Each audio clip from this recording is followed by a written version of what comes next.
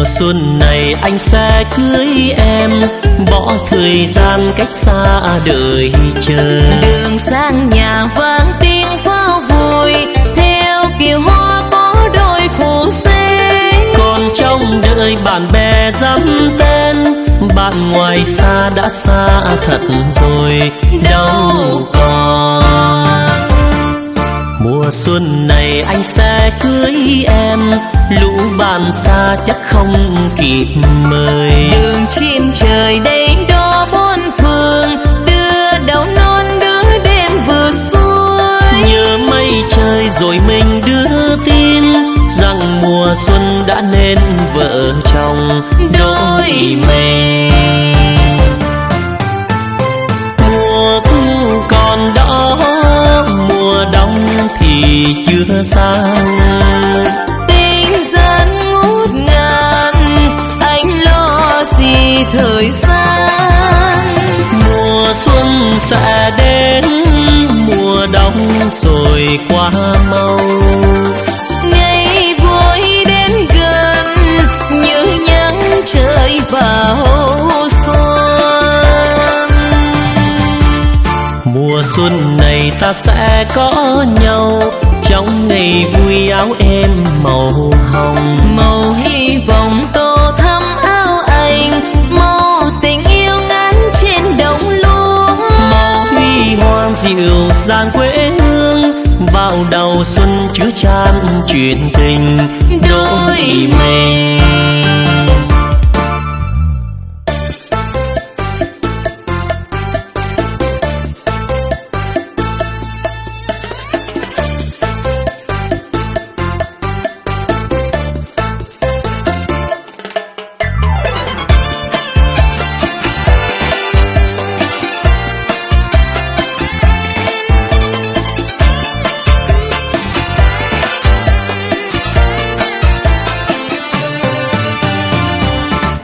Mùa xuân này anh sẽ cưới em, lũ bạn xa chắc không kịp mời. Đường chim trời đến đó bốn phương, đưa đầu non đưa đêm vừa xuôi. Nhớ mây trời rồi mình đưa tin, rằng mùa xuân đã nên vợ chồng đôi mình.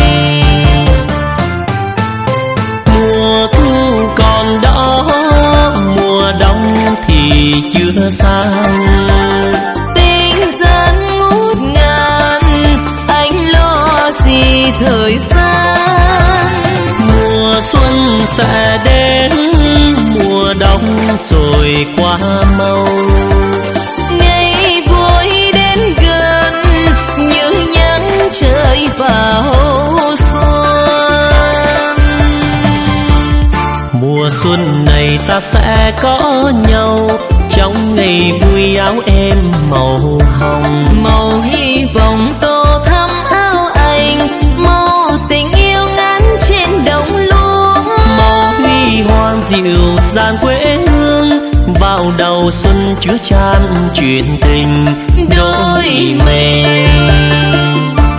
Màu huy hoàng dịu dàng quê hương, vào đầu xuân chứa chan chuyện tình đôi mình.